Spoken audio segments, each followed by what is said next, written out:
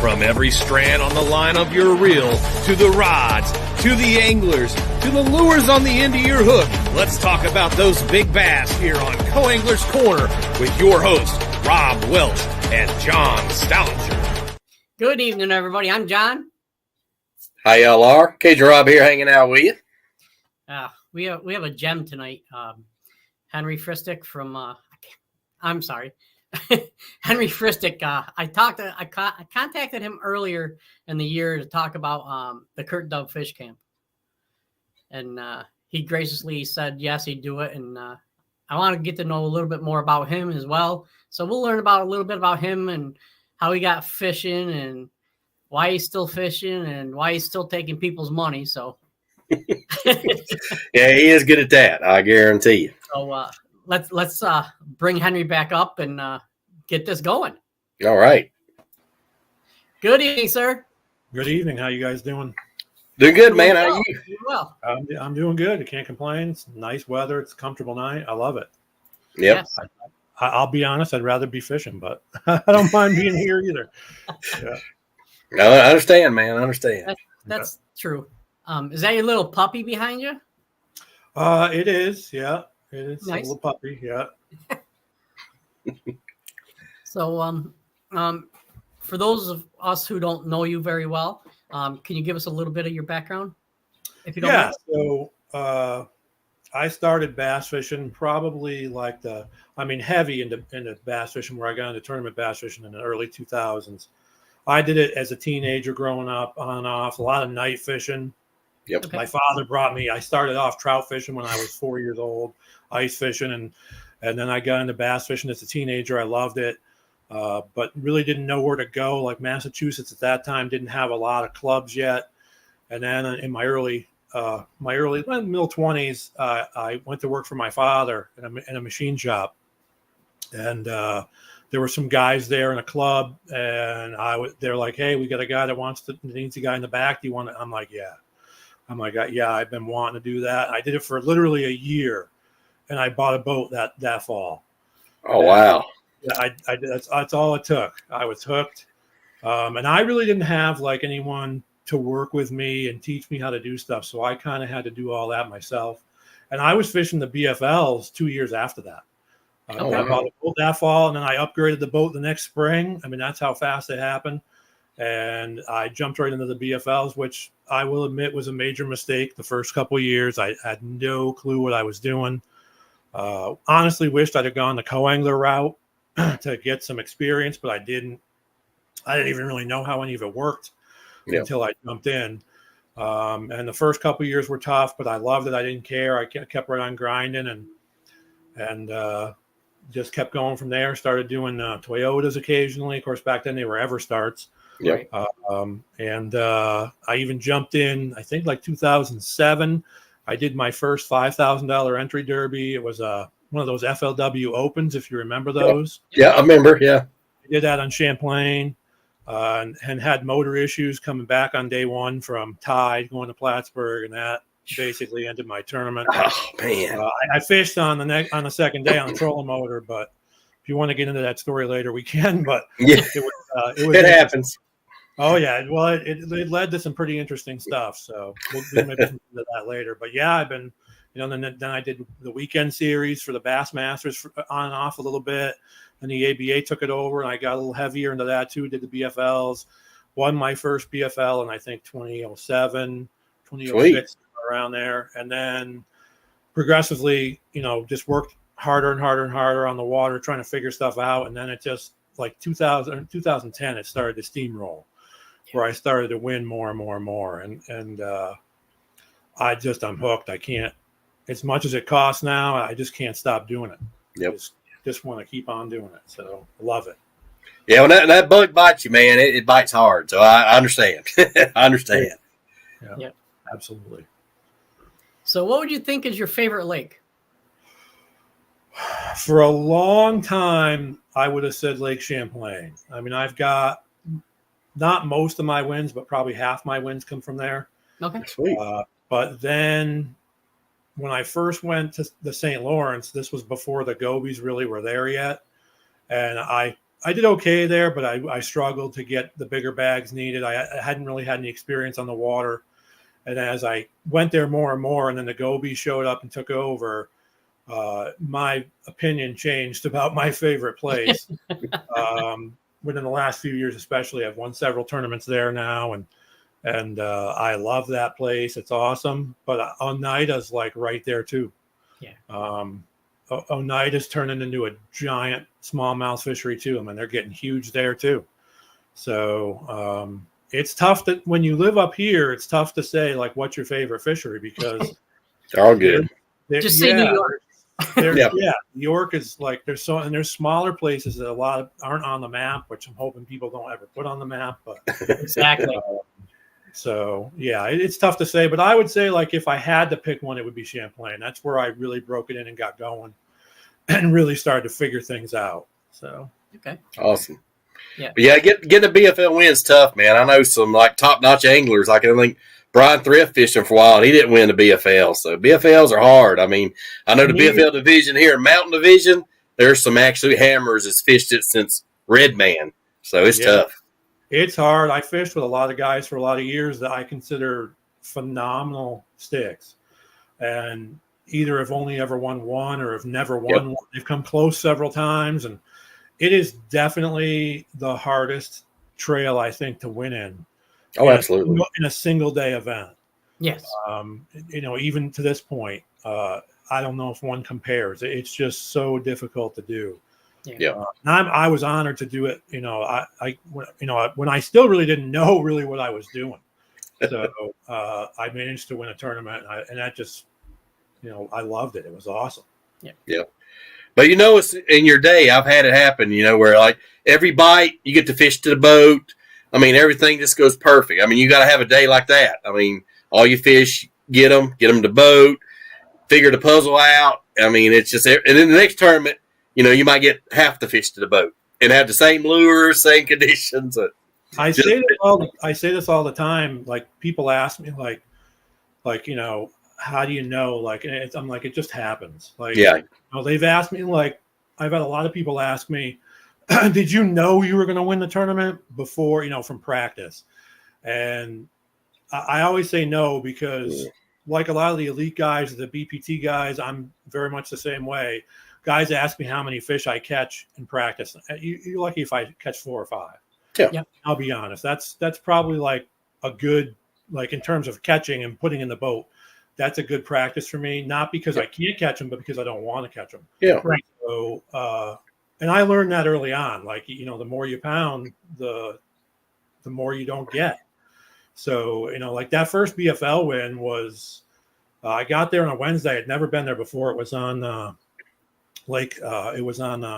Senecal. Yep. And, or Seneca, excuse me. And never been there before. I asked some guys that I trusted that were veterans, hey, what's Seneca like? And I got, hey, if you get 12 or 13 pounds, like you're up there, you're winning the tournament. So that's what I was expecting. So I get to the first day of practice. It's like 95 degrees and dead flat calm. And I mean, dead flat calm. And I get out there, and I pulled out my maps early. I found a spot I wanted to start in. I go there, and I had 2 fish in the boat in like 10 minutes for probably 9 pounds, close to 9 pounds. Wow. And I'm like, maybe I just got lucky. Like, I caught a couple good ones. So then I started, hitting some other stuff, some deep stuff, some mid-depth stuff, some shit. And I was catching fish almost anywhere I went that had some good structure on it. And I was like 20, 21 pounds the first day. And like, I'm like, there's no way that these guys lied to me.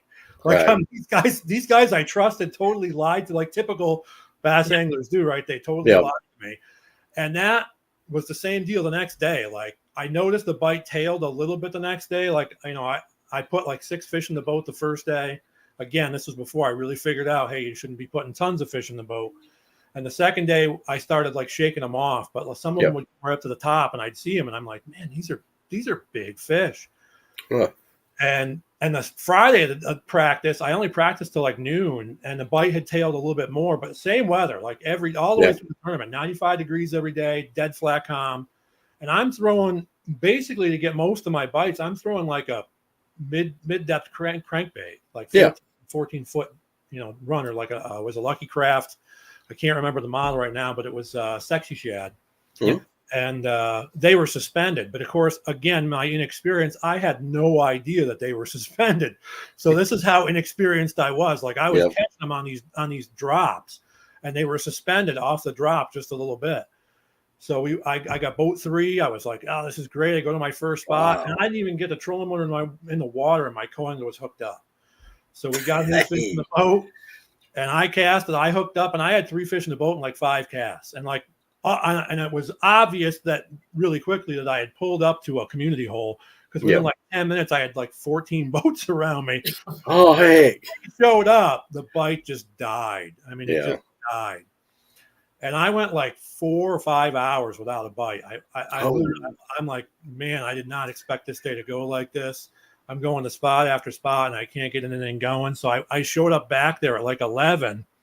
And a guy was like pulling out of there when I came in, and I got right up and I threw a fluke out, and I'm letting it sink, and then the line jumps, and I set the hook, and it's another good one. Oh, hey. Put that in the boat, and he like stopped to watch what I caught. He like completely shut the motor off to stop, and he's like, "Dude, I've been fishing there 2 hours. We didn't get a bite. You pulling first cast." And then I didn't get another bite again. Like another hour there, didn't get a bite. And we were like probably an hour to go in the tournament, maybe not even, like 45 minutes to go. And I'd found some shallow rock, and we were working it, not getting anything on it. And a fish blew up right in front of my co-angler, like 5 feet off the boat. A good fish. And he's like, dude, whoever gets it first gets it. So we both reeled up and we both threw. And he like soaks it for a couple seconds. He's like, nah, it's not going to bite. And I was throwing a 4-inch cuttail worm at that point. Yep. So I just let it soak and soak. And all of a sudden, I'm like, I better check this thing. I pull up and I'm like, oh boy, it's on. I set the hook and it was on the other side of the boat. Oh, man. It was on the other side of the boat. And I got it. He actually netted it on the other side of the boat. Oh, heck. That's the kind of breaks you need, man. That's what you're talking about, where like it's the right stuff's got to happen. I caught 5 fish all day, and it wasn't the 20-pound bags I was getting in practice. It was about 14 3/4. Yeah. And he was a local, and he's like, dude, you're going to win. And I'm like, no way. Nah. I saw him practice, no way. And I waited in like the 4th boat. I waited, and I did it, held up. I won by almost 1.5 pounds. Yeah. Oh, wow, man. That's awesome. Were you fishing with Chris Sinclair? What's the name again? Chris Sinclair? It could have been. It was a long time ago. Yeah. Because I live between Cayuga Lake and Seneca Lake. Yeah. All right. And our bass club, Chris Sinclair, was really good on that lake. Yeah. And he's I want to say he told us one day that he netted, his boater had hooked up a fish, and he netted it on the other side of the boat. Well, It's got to be him. It's got to be him. That never happens. It could definitely be him. I mean, it was just crazy. He's like, what do you want me to do? And I'm like, well, if it comes up over there again, just net it. And it did. He did. So. Wow. Yeah, it's crazy. Seneca Lake is coming back, by the way. It is. I got to get back out there again. But like you say, when it's meant to happen, it's going to happen. And it's like, I've had tournaments I've won where I've lost big fish and still caught, more to make up for it. So when it's going to happen, you don't always have to not have a day where you lose fish, because when those days are going to happen, they happen no matter what. Yeah. But not getting spun out and saying, hey, there's another one out there, and go right back at it. I've seen guys, kick their tackle box in the water, break their rods, throw it in the water. I mean, you got to keep. You got to keep your head in the game. And I'm not, even with the experience I've had, there's been a couple days where, it's like 11 o'clock and I'm like, this is just not going the way I want it to. And, but decisions are everything. Like, I mean, I made runs on a couple of ABAs from NBFL. It was a BFL. I came in 7th actually from Plattsburgh to tie, and nothing for like 3 or 4 hours. And I said, I had some good smallies mid-lake too. And I'm like, I got to go. So at like 9, we left, 9:30, we left, and I hit some spots on the way back that had smallies in practice. Nothing. I'm like, whoa, this is going to be a bad day. I'm like, my coach's like, what else you got? I'm like, I got 1 spot left. And I think it had the best fish on it. And we pulled up there and they were there and we couldn't get them to bite. They would follow our baits to the boat. I mean, you couldn't get them bite to save your life. I mean, it was spy bait. Like they just rerun the tail of it, but they wouldn't bite it.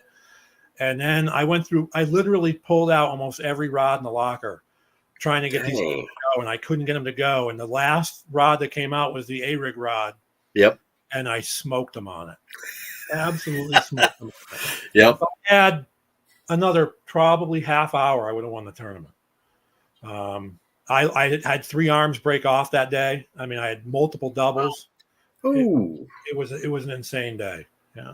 Now, the fun thing I find funny is when you go to Champlain now, everybody runs a Plattsburgh, where in years past, they would run the tie. Yeah. Well, thank you, Gobies. Yeah. I mean, I can tell you that ties, you can still I won an ABA there 2 years ago. And, the first the first ABA of the year, I ran the tie. Yeah. And I think probably one of only maybe 2 guys or 3 guys that did it. And I was on them good, though. I won't just go down there anymore unless I know I'm on them good. Yeah. And I had the winning bag in the boat by like 8:00. So, dang. Yeah. So I was done by 8 and on my way back. So. Aaron Wilkie says had a hell of a boater on Cuba during the BFL last year. Still owes that guy lunch. Was that a good day? Yeah, I ended up having to, you talk about things and co-anglers and all the issues with co-anglers lately and everything, but you can learn from a co-angler. Yeah. And I was having a mediocre day and he was getting them flipping. And I switched up to flipping.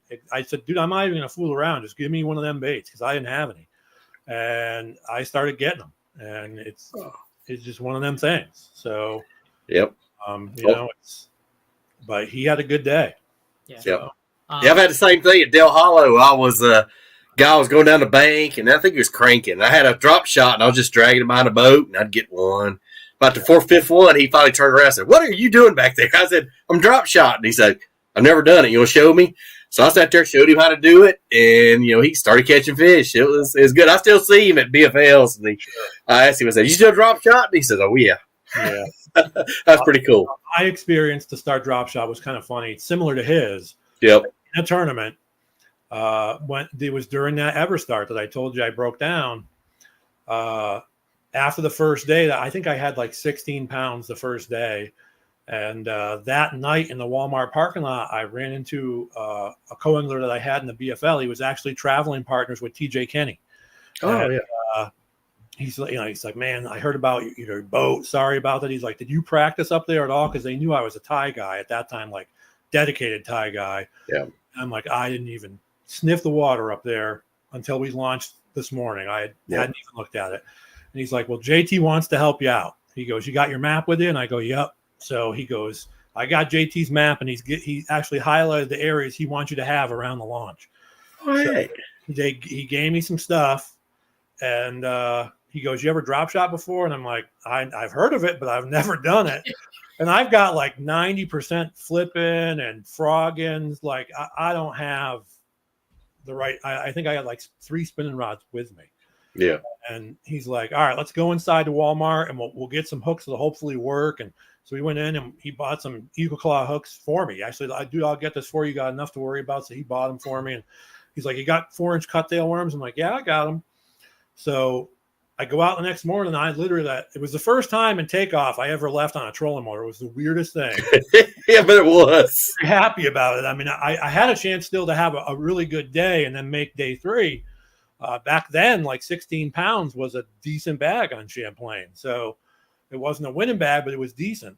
Yeah. So I just went to the right. It was launched out of Mooney Bay. If you guys have ever been by Mooney Bay or launched out of Mooney Bay, that's where they used to launch them out of. Yeah. And I just went down the riprap right along Mooney Bay and just started down that shoreline. And I got to the first point, which he had highlighted, and I hooked a fish. And it was a good one. It was a real good one. And it jumped twice and came off. And I'm like, oh man. Right. So my co-hooked one, and he gets in the boat on a tube. And I like throw back in there and immediately hook up again. And it's like jumps 2 or 3 times and comes off. And I'm like, all right, well, I must be doing something wrong here. Yeah. Right. And I went through probably 2 or 3 limits of 18, 19 pounds of smallmouth easily, maybe a little bit bigger. and they just kept coming off. I got one to the boat and about 7 or probably like 10 or 12 fish. Yeah. Right around there. I had 2 limits for sure by that point that I just watched come off. Oh man. That went on and off for the rest of the day till about 1 o'clock. My co says, "Dude, give me that rig." So he takes the rig and he runs his finger across the hook, and it was dull as dull could be. He goes, "Well, there's your problem." Yep. He checked. He's like, "Give me that pack," and he went through every hook. They were all dull. The whole entire pack was dull. Oh no. Yeah. So he had a sharpener with him, and I didn't do that kind of stuff back then because I was new to the deal. Mm-hmm. And he sharpened it up, and I got 2 more in the boat in like 20 minutes. And it would have been nice if that happened 3 or 4 hours before that, but that's how that was my drop shot experience tournament fishing to start with. Oh, that's cool. But talking about going on trolling motor, I fished the big bass bash at Gunnersville. I think year 4 last, my buddy, and that's all he fishes. So I caught one. I got like a 4.5, and was going to weigh in, and the motor just boom out. And it's funny. He had another buddy. He's in North Carolina. He calls his buddy. He says, "Hey, where you at?" Or couldn't get a hold of him. And there's this one boat under a bridge, and we just seen one guy. So, "Oh, where's a guy I just fished by himself? Let's see if he'll tow us in." It was his buddy. He just took off his rain thing and had the phone in the pocket. Yeah. And he towed us in. And I think I made a check like 6th or 7th. And he said, "Hey, you want to fish rest of the day just around the boat launch? You know where the weigh-in is?" I said, "Oh, sure." Had the drop shot, and like where the ramp come down, there was nobody using this one ramp. Yeah. So by the time, boop, I was like, "Okay, got one." It was like 4 pound, right at 4. I'm like, "Oh man!" As we scrambling around, and it was waves and wind. You know how fun it is getting the boat on the trailer. That's another story. But by the time we got the boat, it was like 10 minutes left, the last hour, and like a bunch of 4.5 4-pounders come in. And I was like, "Dang it, just by that much." But yeah, it's an adventure getting a boat with just a trolling motor on the trailer. That's like a Chinese fire drill. It is. That's entertainment right there. you can't help but laugh at yourself. It's like, okay, what's going to happen next? I just want to say one thing. Aaron Wilkie, we're glad you're doing better. He had some medical issues going on this year. With everything that's going on, you kept your head up. You kept a positive mind. Congrats, bud. I know you're not totally out of the woods, as you never will be, but hey, I'm looking forward to getting out there with you next year. Yeah, him ringing that bell, man, was awesome, man. He had that video of him ringing the bell on his Facebook page. Dude, that was awesome, man. I'm glad to see it, and we're happy for you, brother. Absolutely. Yes. Henry, if you don't mind, talk to us a little bit about the Kurt Dove camp. Sure. So I kind of got lucky to get in there this year. Okay. So I got a phone call from Big JP, if you're familiar with who John Pelletier.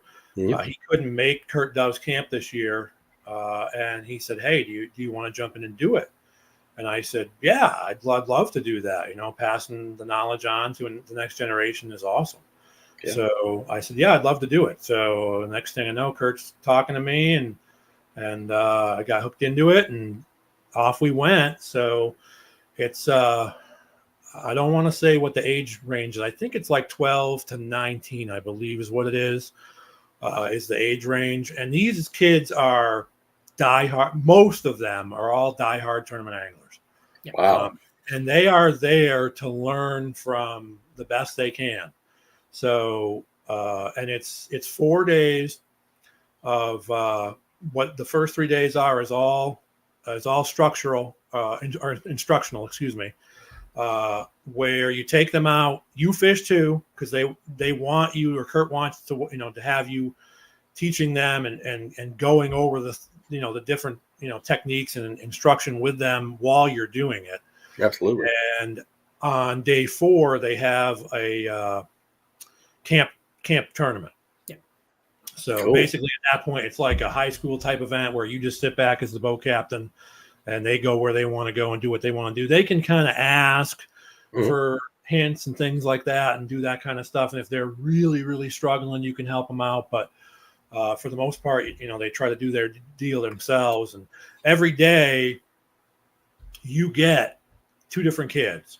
So it's not the same kids every day. So there were 30 kids at camp this year, and every day it's two different kids. And it's a great time. You basically spend almost the entire day with the kids from the time you get up, to have breakfast, and then you're on the water all day.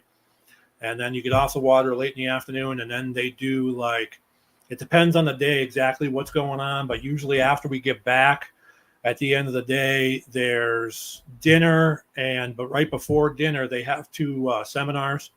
Two different instructors give a seminar each day for the first 3 days.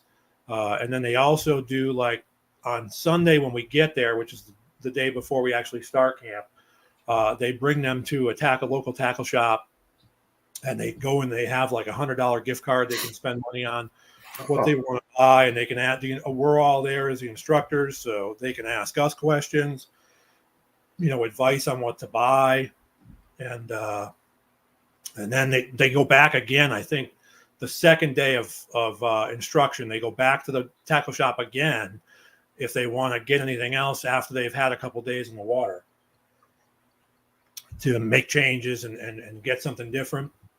And then they get their final day of instruction, and then it's game on with the tournament, and it's random draw. You don't know who you're going to get, until the night before. And it was a blast. I mean, these kids are all the kids I had this year were great. They were focused. They wanted to fish. You didn't have to tell them like, hey, don't sit down, don't waste time. If you're going to do this game, you got to be involved. You can't be sitting. I didn't have any kids like that, which was great. My kids all were really into it. And a couple of them, I think they like stalk you online to see like, what you've done. And so, like, I had kids one day where they were like, hey, you're really good at tie, right? And I'm like, yeah. And they're like, hey, can you take us frog fishing for a while? I'm like, yeah. So I took them frog fishing, and we smashed them for like probably an hour. And this is all on Oneida. And, you don't think of Oneida all the time anymore as a largemouth place, but there's still plenty of largemouths there to be had if you know the right places to go. Yeah. And they had a blast. And actually, they ended up, which was weird because it doesn't always happen, but it did. Those two kids ended up fishing together in the tournament. Oh. And yeah, so in the same boat. So toward the end of the day, they needed they fish against each other. It's not a team thing. Yeah. One of the kids needed a fish, and they went to that frog spot, and he put a 4.5 pounder in like 10 minutes. So, dang. So it's pretty cool to see that stuff, and to know like kids that you took out earlier in the week are going to the stuff you brought them to. You know what I mean? And they'll come up to you after weighing and like, dude, we went to that spot and we did really good. And it's great to see, and you learn stuff from them too. Trust me, it's not all one way. Like, I learned a couple of different tips I'm not going to share tonight because they're kind of new and nobody's doing it yet. But as it gets going on, I might share it. But it was a blast. I mean, it was a good time, and the kids had a blast. They loved it. There's money to be had. Like, I can't remember what the kid who won got for first. I wish I could, but it was a significant amount of money. Cool. It was like, I think it was like $1,800 or something like that. And I think they paid like 3 or 4 spots, and it's all scholarship money. Yeah. They have to use it for school, but I'm pretty sure that's what they have to do. And I'm not 100% sure on that. Don't quote me on that, but I think that's the way it works. Cool. But they have a blast, and I hope I get invited back again next year because it's a ton of fun. And any kids that are watching this, man, if you want to get into a camp and learn how, Kurt Dove's camp is the one to go to. I mean, it's top-notch instruction from, not everybody that's like a household name is always there, but these are guys that are legit sticks. Yeah. And, I mean, some of them are guides. I mean, these guys can put you on them and teach these kids how to do this stuff. And it's a blast. I mean, they have flipping competitions every night, and these kids are into it. I mean, there's rivalries, and they do their camp 3 times a year. It's not just at Oneida. In Texas, I think one's in Oklahoma, I think, and they do one in New York. And a lot of the kids that we had actually were from the Texas or Oklahoma camps. Like they had come all the way, they flew all the way out and they get that every year. They get like over half their camp every year up here is kids from other parts of the country. So we need to do some scouting and try to get some kids to go to that camp. Yeah, I'll tell you, Kurt has never advertised. No, he hasn't. Word of mouth.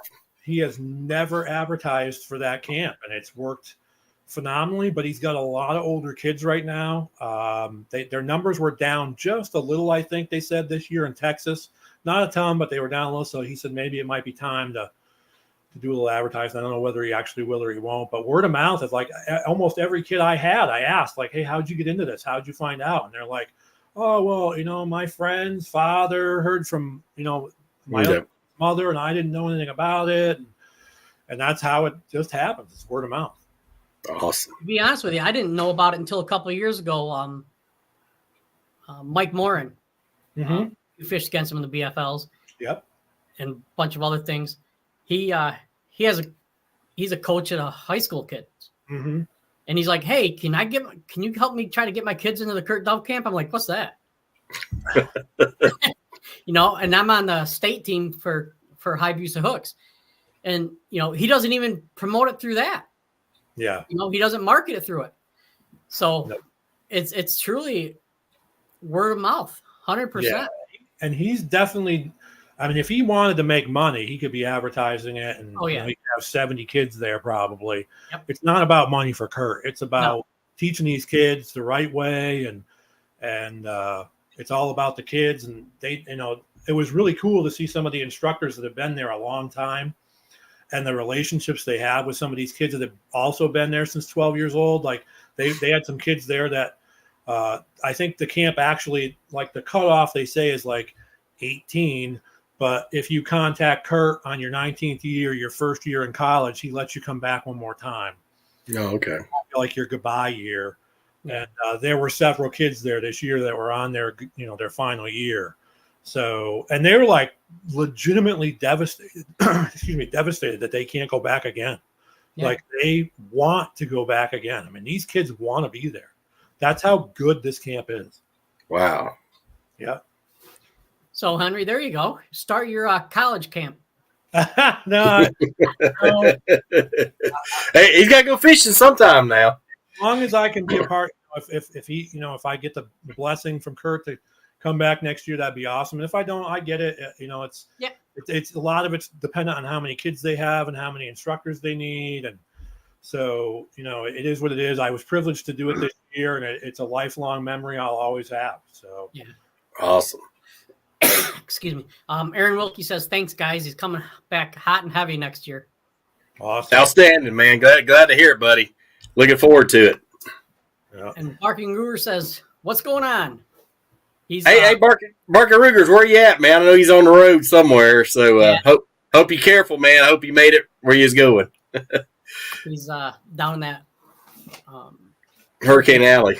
Yeah. Hurricane Alley. Joe Sidlinski says, "Hey, brother Fisk."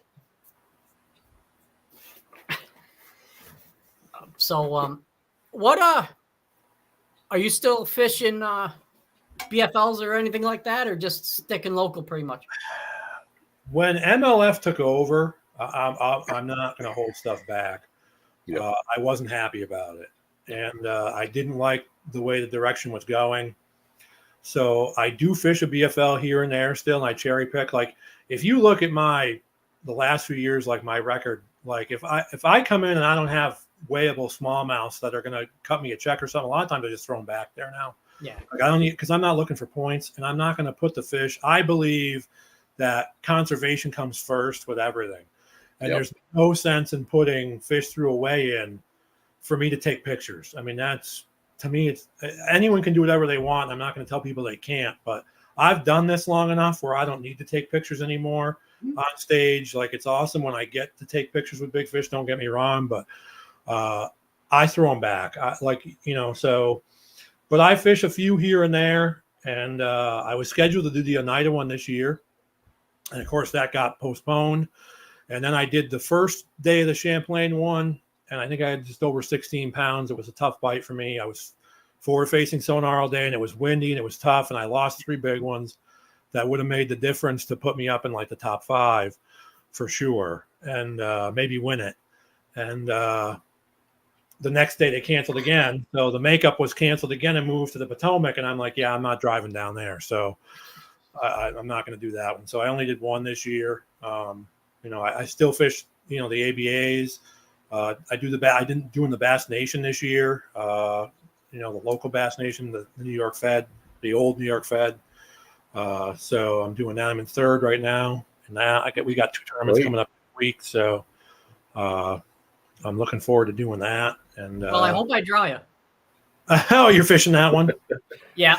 Awesome. Numbers are down this year. What's that? No, looked like the numbers were down this year. Yeah, a little bit. I think not.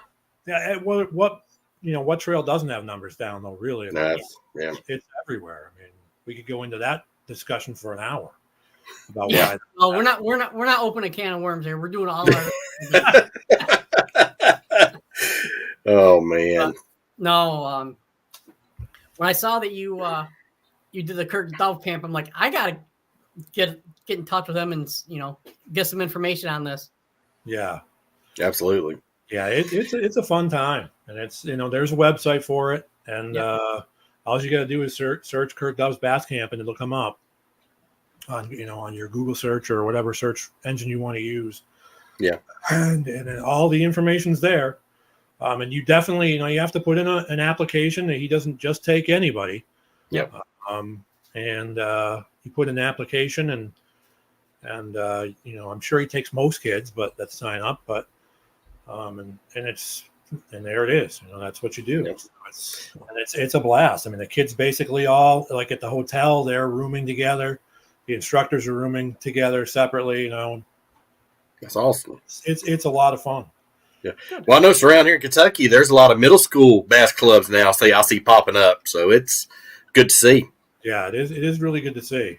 It is good to see, and it's encouraging for the sport that seems to be on. I mean, I'll be honest. Like you hear some people saying it's not, but if it's not on a decline, I don't know what is. Yeah. I hear, we got record views. Like that's one of the things that drives me nuts right now with Bass and MLF. Like we have record views.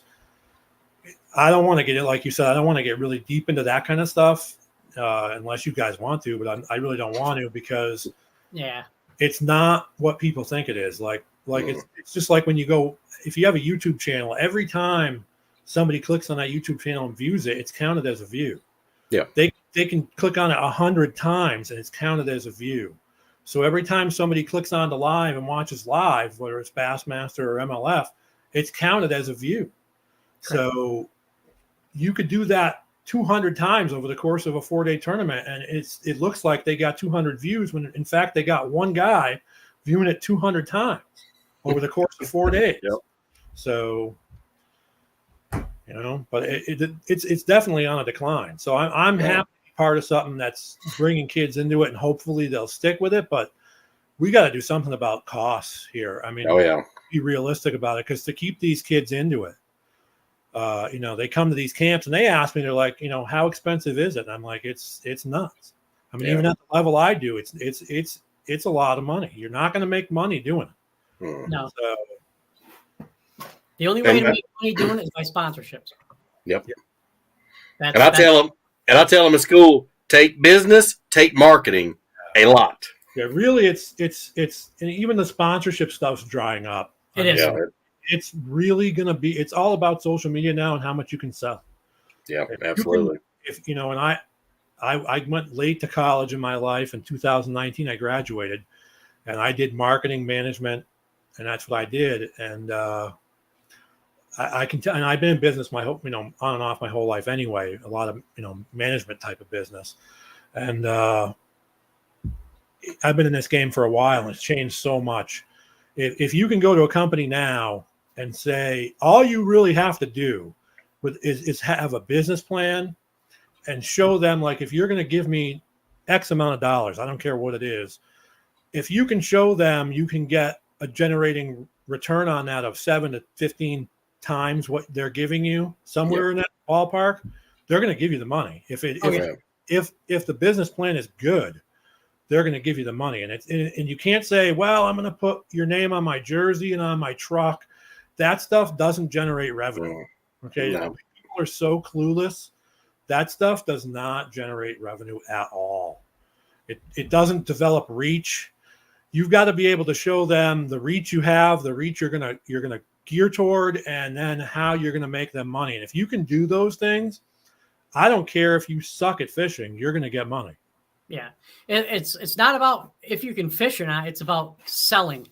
Yeah, absolutely. Years ago, it was a mixture. You had to sell product, but you had to get your name up on stage. You had to be a well-known person. Now Joe Schmuck, or me, can go in, talk to somebody, say, hey, I can get you 10x on X amount of dollars. Here's how. Next thing you know, I'm going to the bank cashing a check. Yep. And brand awareness is huge. Yeah. I don't even have to go on the water. Yep.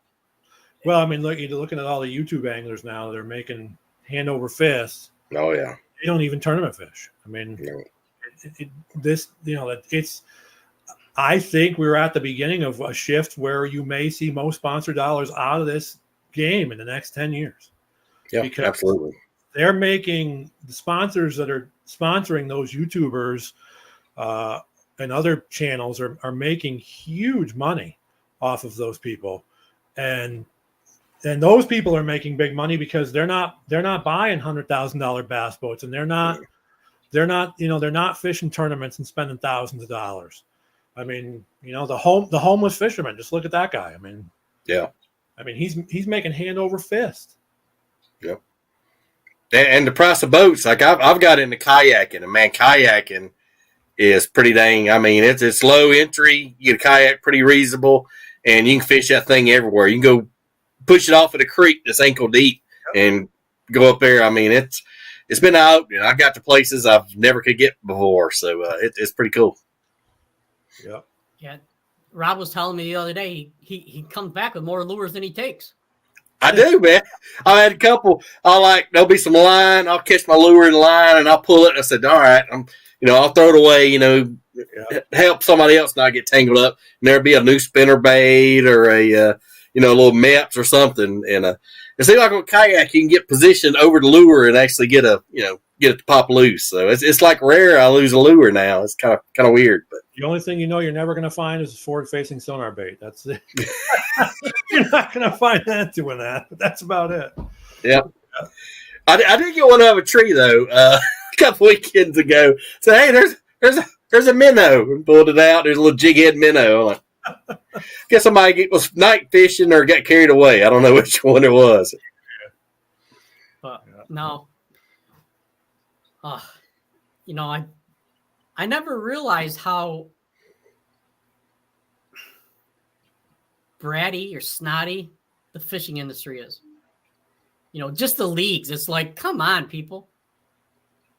Yeah, it's I've been doing this a long time now, and it's changed a lot. Like when I first started, guys didn't talk to you. Like you couldn't get information from people. It didn't happen. Nobody gave you information, like unless you had a really close friend, and even then it was guarded information. You did not get information. And today, it's wide open. Available is amazing. And I'll be honest, I'm not a fan of a lot of it, and I'll tell you why. Because we're rearing a generation of anglers right now that can't think for themselves. Yeah, and I don't care who doesn't like that. I really don't care. They're not situational anglers, and they'll never be. No matter how hard they try, if without the YouTube and the social media and their friends giving them waypoints and buying waypoints, 3/4 of these guys that we're fishing against now would be nothing. Yeah. And I don't care if they like that or not. I mean, that's just reality. Yeah. Am I like crying over it? No, it just is. I'm still beating them. It is. I don't beat them all the time, and nobody ever wins all the time, but I can still beat them. So you know what? and I know it irks them. It irks them a lot when they get beat by a guy like me. I've had some of them tell me that like I'm a guy that, I'm 50 years old and I've got a 4-year-old and a 3-year-old. So I started late and I am not on the water much at all anymore. Yep. So I don't put a lot of practice time in anymore. And they get really mad when I show up with either almost none or no, or just a little practice, and I beat them, and they're like putting days in, and they're buying waypoints, and they're watching YouTube videos, and they're like, dude, you just beat me and you're not doing any of that. And I'm like, well, I learned how to do that. Yeah. I didn't need to watch a YouTube video to show me how to do that. Yeah. You put the work in earlier, way before. So, and I did it way before it anyway. So, yeah. But to me, like, my wins are mine. No one gave me spots to go fish. They're mine. They belong to me and only me. And a lot of anglers today can't say that anymore. No. And they'll never admit that to you, or they'll tell you, oh, you still got, the worst saying I ever heard is you still got to catch the fish. And listen, if I can put a halfway decent angler on some quality brush piles, they're going to catch fish. I don't care. Oh, yeah. They don't need to be experts. So I don't buy into all that. I've done this game long enough to know that if you get spots, you can do well. You can even win. Oh, yeah. But there is something to be said in this business, in this game, for winning tournaments on your own. Oh, yeah. Even my second and third place finishes, I'm proud of, because I did that myself. And a lot of guys can't say that. And I feel sorry for them because of that. Like, they're going to wake up one day, and I guarantee you they will have an epiphany someday in their life and go, man, this stuff's it's not mine. Yeah. It's everybody's. It's not mine. Yeah. Multiple people had a hand in this win, and they're doing it for the recognition and the money. Yeah. Instead of doing it for the right way, like doing it for yourself. Yeah. So, that's what I tournament fish for, and I try to do when I win, is I try to win for me. Yeah. And then my family, of course, too, that has my back. But, it's about me. I want to win. And Oh, yeah. I want to have to say to my girls when they get older, like, hey, Daddy won, but he had a lot of help. Like, it's not a team sport. No. No, I'm going back to what you said, about back in the day about information was guarded. I knew guys that would flat out lie to your face. Oh, yeah. Every day. I was one of them. So I still do it. So, I have friends now that, like, I give them some stuff, like, they get mad. They're like, can't you tell us anything? And I'll give them little bits and pieces now and then, but I'm like, it still hurts me here. Yeah. I didn't have that help. And I'm like, and I don't want to be like one of those old guys now that, like, hey, you're doing that kind of. It's not about that. You develop as an angler, and you learn as an angler by doing that stuff yourself. Oh, like, yeah. it has a fundamental benefit for you as a person, and a way to grow as an angler when you do that stuff yourself. And you'll never get that if everybody's always going to help you all the time. Oh, yeah. You're not going to be that same person. Like, yeah, like I probably could have went. I think I'm probably good enough where I probably could have went to the elites if I ever really put the money in and tried. And I'm not saying that egotistically. I know I'm good at what I do. I just don't have. It's not my deal in life. I'm not set in a position in life where I can do that, and also I don't think I want to. Yeah. Just see, he rooms with me and he knows I. Yeah. So. Hey, it's part of the gig, man. It's part of the gig, is all I can tell you. Yeah. So it's just is what it is. So. Yeah. Andy Breacher says, truth, I fished with you on Cuga or Seneca, and you clearly took the win and then gave me the last 45 minutes or so to get my limit while you drove me around. Awesome. Yep. And that's one thing I do. Like, I'm not a backboarder for co-anglers, but I am a vacuum. Like, guys, I've had a lot of guys in my win zero. Like, and I'm legit around fish, but it's a lot of times it's really specific. Yeah. Deals. And when you've got the nose of that boat pointed at a specific deal and they can't get at it, it's tough for them back Yeah. there. I understand it. So if I can get, I always tell them the same thing. If I can get where I want to be early enough in the day and there's time left, the rest of the day is yours. Like if I think I'm going to keep fishing, but if I think I got what it takes, I'm going to open the boat up and now it's all you. Or like if we're fishing a bed tournament and I go along and I'm looking for fish for me during practice, I have 3-pounders I've got logged that are for my coves that I don't need. Right. So, that stuff, I think it's part of it when you're fishing at the pro co level. You got to do that kind of stuff. I think it benefits both of you when you do that. Absolutely. But I've tried to be that guy. I mean, like I do love fishing the ABAs with no coves. I'm not going to lie. Not because I hate coves, but it fits my style good because I can focus all day and not have to worry about what's going on behind me. But it's interesting. Oh, absolutely. All right. Well, we're gonna wind this show down a little bit and get into something serious. Oh boy. Uh-oh. Hardest question tonight. Yeah. Fish Her says, "Hey guys, what's your favorite homemade cookie? What was that? Sorry. What's your favorite homemade cookie?" We're gonna pass on that one. They're all good. They're all good. No, the reason I asked that is my wife is a baker. Yeah. And a couple years ago, we used to have a podcast, her and I, and that was her one question she would ask everybody. And so I'm in the basement doing this, right? The podcast. And once I go upstairs, one of the first things she's going to say is, "How's the podcast? And what's his favorite cookie?" Yeah. I don't really have I have so many. Yeah. I'll just say everything. Yeah. Yep. Yeah. That's fine. It's just like when people ask me, what's my favorite bait? The one that's going to win the tournament. That's my favorite bait. The one they want to bite that day. There you go. Yep. Aaron Wilkie says, "I'm thankful that we were on Fish on Cuba. That was my first place finish in the BFL. And it was a pleasure fishing with you."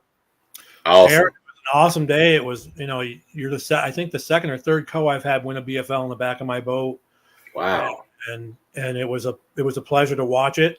I kind of thought you were going to have the win there that day. And it was great. It was a blast. I mean, I wish I had the bag that I needed to win, but it wasn't in the cards. That happens. But if I can't get it and my co can get it, it makes me feel just as good. I mean, absolutely. Mike says you're an ice cream guy. Oh God, I am an ice cream guy. You have to say that. Hey, you can say ice cream sandwich, I guess. There you go. Yeah. Joe says there may not be an ABA next year. That's coming from Cap. Yeah, that's if they can't find a tournament director, that's going to be gone. So, oh man, it is what it is. Oh yeah, chocolate chip snickerdoodle. Oh yeah, that's John's favorite. No, it ain't. Yeah, that might be gone next year, and I'm I'm gonna have to look at alternatives, I guess. But I've always liked the ABA. It's not the brand recognition place to fish like MLF or Bass, but it's got a great group of guys, and it's going to be sadly missed. I think a lot of people that fish, and I tell this to guys I know that fish the BFL diehardedly and are like really angry with a lot of the stuff that's going on there. Like, hey, try the ABA and see what you think. I was truly upset this year when they went away from the coast. Yeah, I get that. They're definitely trying to do something different to try to increase their turnouts, and it really didn't do much difference up here. But some of the trails down south, some of the divisions down south that were really hurting, increased dramatically after they did that. So, I don't want to see co-anglers gone from the picture either. I think that a lot of people lose sight of what it's going to do to the industry. Yep. If these co-anglers disappear, I mean, obviously they're not keeping the industry up and afloat, but they're money. Oh, yeah. And if they leave tournament fishing and they stop spending all this money all the time, it's going to take some money out of the industry for sure. And it is what it is. I don't think they're going to stop fishing. I think they're going to go the Cajun Rob route and get a kayak. Yeah, I said that the other day to a buddy of mine. We were talking about it, and I agree. I think a lot of them are going to go the yak route, but I know some guys that just a few years ago were co-angling, and they're not tournament fishing or anything anymore. And there's more than one. I mean, we're talking about quite a few guys that are gone. I mean, they're just not coming. They're not on, and it's meant multiple different things. It's the forward-facing sonar is a big part of it right now. A lot of guys don't want to get behind guys doing it, and I get it. And I've been, doing it with guys in the back of my boat, and you look back there after a couple hours, and they're like, they're KO'd. They're like ready to call it a day. So Mike says he was a diehard FLW guy since 05 and switched over to ABA. Yeah, he did. Yeah. Now, see, with me, I would rather have a guy. Me personally, I would rather have somebody having a forward-facing sonar than spot lock. Yeah. Me being a co-angler, because a couple times spot lock is you get stuck right here facing docks. I have no chance of casting at a dock. Yeah. Or casting close to it. Yeah. And that's happened to me before. But Max 813 says he read somewhere that half the coves do weigh in a single fish. Don't weigh in a single fish. Yeah. That's not true. No. Right? I don't know what the statistics are on that. So No. Well, unless you fish the Ohio River. Now, fish the Ohio River, maybe. Yeah. I almost cast a check with one fish here one time. But no, I think what you're going to see as far as the coves, a lot of the people are going to cut down to 3 fish limits. Yeah. Which I think they kind of have to. Oh, yeah. I'm not a fan of it, but I got to play by the rules. The rules come out. So, all right, Henry, appreciate you coming on. Now I'd like for you to take some time and thank the people who've helped you along the way. Some of your sponsors or anything like that. And yeah, I mean, obviously my wife Shannon. Without, we've been married now for it's almost 12 years now. It'll be 12 years here in just another week. It's without her. It's my girls are obviously behind me now. They're getting old enough to start figuring stuff out.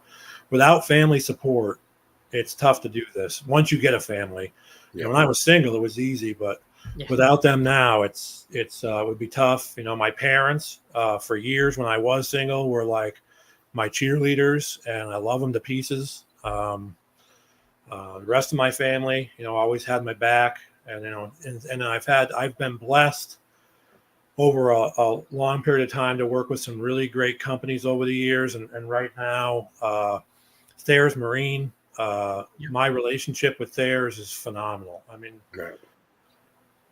Richie Thayer, I can't thank him enough for what he does for me, being on his team, and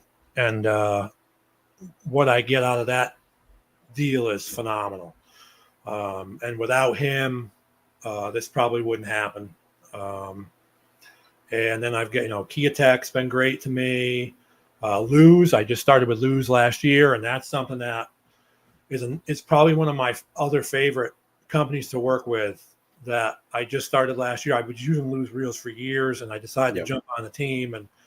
And I only work with companies that I truly believe in their products and use their products. And I may not always use every single thing they carry, but I believe in all their products overall 100%. And we all know in the fishing industry that even though we're sponsored by certain companies or represent certain companies, there are times when we do use other things. It does happen. But Luz and Kia Tech are 2 companies that I have just used their stuff for years, and I love them. And Smallmouth Freaks, he was on a little while ago. Yep. I've been working with him for a while now and love it. Want to get together with him and do some videos this fall. We're going to do that. Sweet. It's really fun. So it's been a blast. I mean, I probably forgot like half the people I need to thank, but all the guys I fished with all these years, like all my friends, they've got my back. They support me. I support them, and I love all that stuff. The camaraderie, it's all great. So. Oh, absolutely. And Mike says, dude wipes. Yeah, he figures he would mention that at the end of the show. I'm glad he did, because now I don't have to get into that story. So, I always carry a few of the wipes in little packs. Yeah, I've had the toilet paper and it gets wet, and you just got a blob. It's like, I'm not afraid. I've had a couple of incidences where I'd come back with less socks than I started out with. Sometimes they can make the sacrifice, man. They got to do what they do. Right, so. He did say he waited. He waited. I appreciate that, Mike, more than you know. All right. Well, hey, thank you for coming on, talking to us a little bit about yourself. Sure. The camp, and I hope I get to see you next. Yeah, not this coming weekend, but the weekend after. Yeah, absolutely. That's your anniversary week. It is. Yeah. All right. Yeah. I've been away for a lot of my anniversaries. Yeah. But you always can make it up. You can make it up, so it's all good. She's good with it. You know, it is what it is. So she's fine with it. And we have another day, and she understands what she married. So got an angel there, brother. You're blessed. I absolutely do. Well, hey, thank you for coming on. Appreciate you. Guys. If there's anything we can help you with, if you ever want to come to Cayuga Lake or Seneca Lake, I got a spare room with a queen size bed and a full size bed. Big enough driveway for your boat, and your family can come too. And cookies. And ice cream. Yep. And ice cream. I hear you. Can't beat that. That's right. All right, buddy. Well, hey, you take care. Safe travels. All right, you too. Take care. All right, Thanks, Henry. Have a good day, brother. Take care, guys. All right, man. All right. What a show. Man, great guy. I mean, solid guy. Yep. And that would be something if you should get paired up, dude. That would be awesome. Yep. Stranger things have happened. I think I've got paired with my boater link maybe 3 or 4 times. At least 3 times I remember. Yeah. We're not linked, but. Yeah. Says stranger things has happened. So it has. Thank you, everybody, for tuning in. Appreciate y'all. Another successful week down the drain. Great guest, man. I mean, on the YouTube. Yeah. Definitely. But that is great guest as always, man. And we got some surprises coming down the pike, let's just say. And we're blessed, man. We enjoy having the guests, and we learn from them and learn from you guys, commenting and questioning in. So it's been great. And we're over 100 shows now, and we're keeping on rocking. And yeah, we're still alive and kicking. Yeah, we're still not even at a year yet. No, we're getting there. Yeah. Let's have a celebration. And real quick, guys, have everybody in Louisiana, Raging Cajuns. Hey, y'all be safe down there and batting down. I know hurricanes hitting down there, and they're going to go through New Orleans and up through Hattiesburg, where Mom and Dad is. But I think they're ready for it. They've been through a bunch of them. But anyway, thoughts and prayers for you guys down there. Can you get a lot of rain, flood, and wind? So y'all be safe. All right. Everybody have a good time this weekend. Be safe. I'm headed out Friday afternoon to go to the Potomac, fish 2 tournaments there for the BFL. Then I'm going to come back for a couple days and then go up to St. Lawrence River. Cool. I'll catch you on the way in, man. I'll try to get you a picture or something on the way in. I'll try to catch you. All right. Well, I appreciate it, guys. All right. Everybody be safe, and we appreciate everybody. And like and subscribe, and see you next week. All right. Peace out.